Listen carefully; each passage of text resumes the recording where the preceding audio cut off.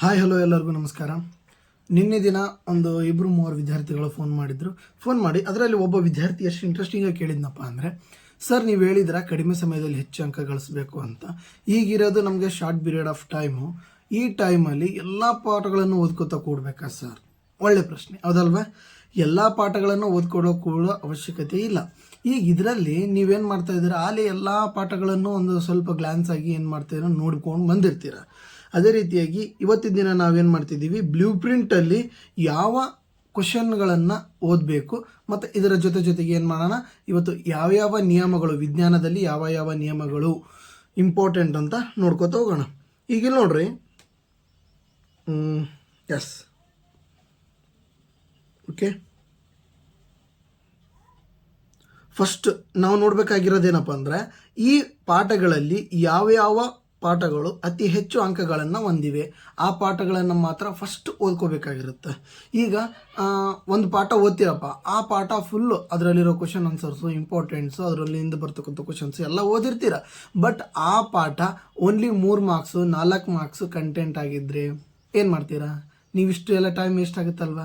ನೀವೇನು ಮಾಡಿರಬೇಕಿತ್ತು, ಫಸ್ಟಿಂದನೂ ಓದ್ಕೊಂಡು ಬಂದಿರಬೇಕಿತ್ತು. ಹೌದಾ? ಈಗ ಫಸ್ಟಿಂದನೂ ಓದ್ಕೊತ ಬಂದಿಲ್ಲ, ಯಾಕೆಂದರೆ ಕೆಲವಿಷ್ಟು ವಿದ್ಯಾರ್ಥಿಗಳು ಲೇಸಿನೆಸ್ ಮಾಡಿರ್ತೀರ, ಓದ್ಕೊಂಡೇ ಬಂದಿಲ್ಲ. ಆ ಥರ ಬಂದಿಲ್ಲಪ್ಪ ಅಂದರೆ ಏನು ಮಾಡಬೇಕು ಅಂತ ಹೇಳಿದರೆ, ಇವಾಗ ನಾವು ಯಾವ್ಯಾವ ಹೆಚ್ಚಿಗೆ ಮಾರ್ಕ್ಸ್ ಅದಾವ ಅವುಗಳನ್ನು ಏನು ಮಾಡಬೇಕು, ಮೊದಲು ಓದಬೇಕಾಗುತ್ತೆ. ಓಕೆನಾ? ಇಲ್ಲಿ ನೋಡ್ರಿ, ಕಾರ್ಬನ್ನು ಮತ್ತು ಅದರ ಸಂಯುಕ್ತಗಳು 8 ಮಾರ್ಕ್ಸ್ ಇದೆ, ಮತ್ತು ಜೀವಕ್ರಿಯೆಗಳಲ್ಲಿ 8 ಮಾರ್ಕ್ಸ್ ಇದೆ. ಹಾಗೆ ನೋಡ್ಬೇಕಂದ್ರೆ ಜೀವಿಗಳು ಹೇಗೆ ಸಂತಾನೋತ್ಪತ್ತಿ ನಡೆಸುತ್ತವೆ 7 ಮಾರ್ಕ್ಸ್ ಇದೆ. ಓಕೆನಾ? ಡನ್. ಇಲ್ಲಿ ನೋಡ್ರಿ, ಅದೇ ರೀತಿಯಾಗಿ ಮತ್ತೆ ಕೆಳಗಡೆ ಬನ್ನಿ, ಬೆಳಕು ಮತ್ತು ಅದರ ವಕ್ರೀಭವನ, ಬೆಳಕಿನ ವಕ್ರೀಭವನದಲ್ಲಿ ನೋಡ್ರಿ, ಪ್ರತಿಫಲನ ಮತ್ತು ವಕ್ರೀಭವನ 8 ಮಾರ್ಕ್ಸ್ ಐತಿ. ಹಾಗೆ ವಿದ್ಯುತ್ ಶಕ್ತಿ 8 ಮಾರ್ಕ್ಸ್ ಇದೆ. ಇವು ಎಲ್ಲವನ್ನು ನೀವೇನು ಮಾಡಬೇಕಾಗುತ್ತೆ, ಫಸ್ಟ್ ಓದ್ಕೋಬೇಕು. ಇವುಗಳನ್ನೇನು ಮಾಡಬೇಕು, ಫಸ್ಟ್ ಓದ್ಕೋಬೇಕು.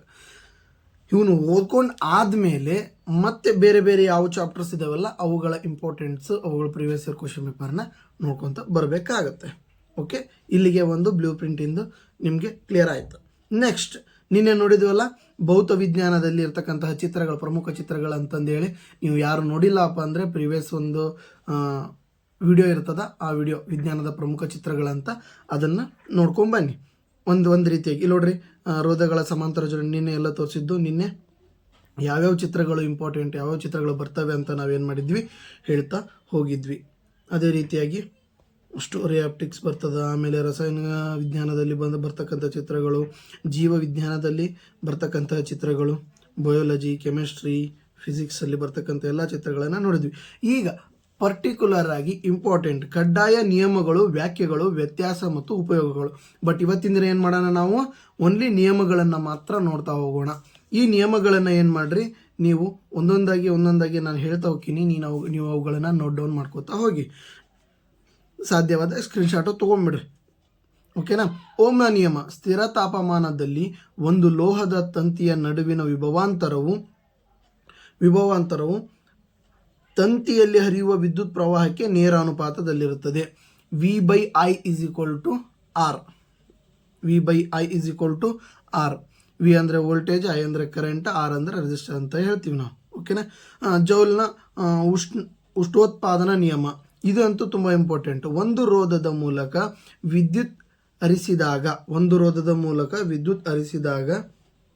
ಏನಾಗ್ತದಂದರೆ, ಒಂದು ರೋಧದ ಮೂಲಕ ವಿದ್ಯುತ್ ಹರಿಸಿದಾಗ ಬಿಡುಗಡೆಯಾಗುವ ಉಷ್ಣವು ಏನಾಗಿರ್ತದಂದರೆ, ರೋಧದಲ್ಲಿ ಹರಿಯುವ ವಿದ್ಯುತ್ ಪ್ರವಾಹದ ವರ್ಗಕ್ಕೆ ನೇರ ಅನುಪಾತದಲ್ಲಿರುತ್ತದೆ. ಹಾಗೆಯೇ ರೋಧಕ್ಕೆ ನೇರ ಅನುಪಾತದಲ್ಲಿರ್ತದೆ. ರೋಧದ ಮೂಲಕ ವಿದ್ಯುತ್ ಪ್ರವಾಹ ಹರಿಯುವ ಕಾಲಕ್ಕೆ ನೇರ ಅನುಪಾತದಲ್ಲಿರ್ತದೆ. ಇದೇ ರೀತಿ ಈ ಸೂತ್ರದ ಮೇಲೆ ಏನು ಮಾಡಬೇಕಾಗುತ್ತೆ, ನೀವು ಇದನ್ನು ನೆನಪಿಟ್ಕೊಂಡು ಹೋಗ್ಬೇಕಾಗತ್ತೆ. ಹೌದಾ? ವಿದ್ಯುತ್ ಪ್ರವಾಹ ಅಂದ್ರೆ ಐ, ರೋಧಕ್ಕೆ ಅಂದರೆ ಆರ್, ಕಾಲಕ್ಕೆ ಅಂದರೆ ಟೈಮು.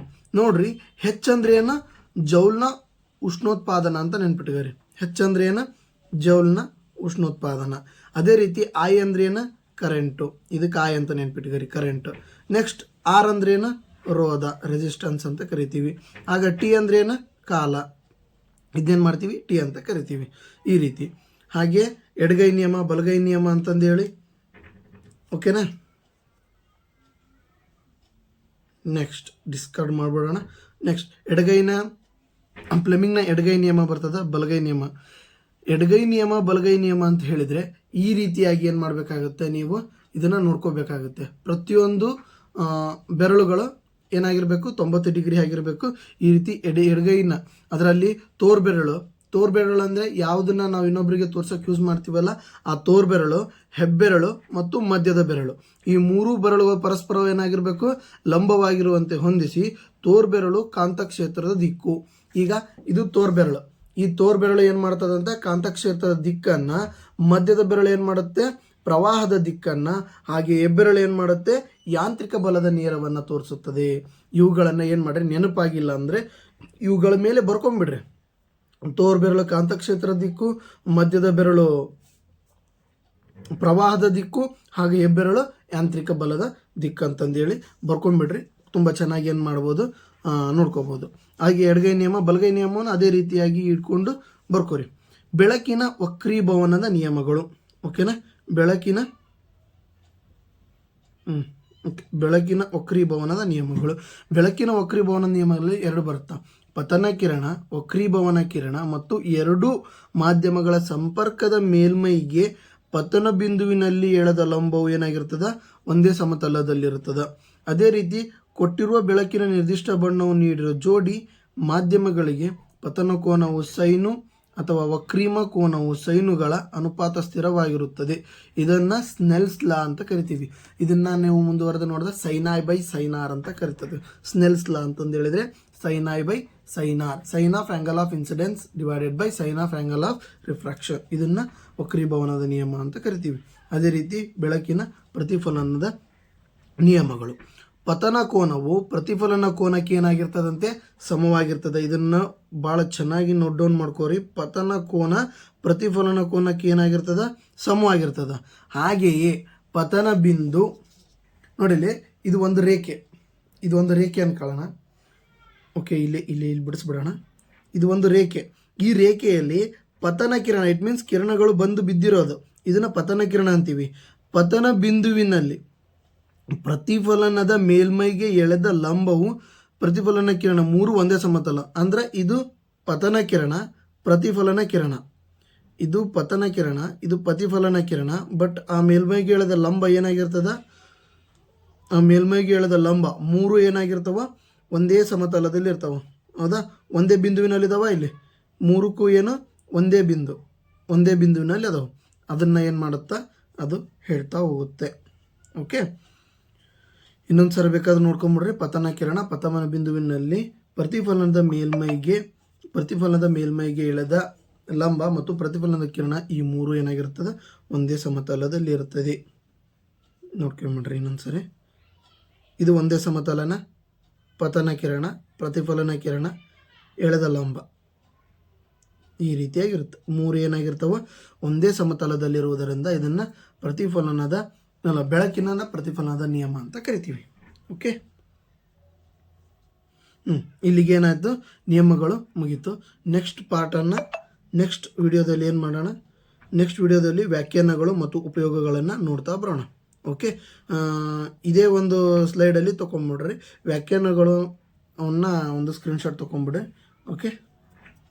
ಓಕೆ, ಬಾಯ್, ಧನ್ಯವಾದಗಳು.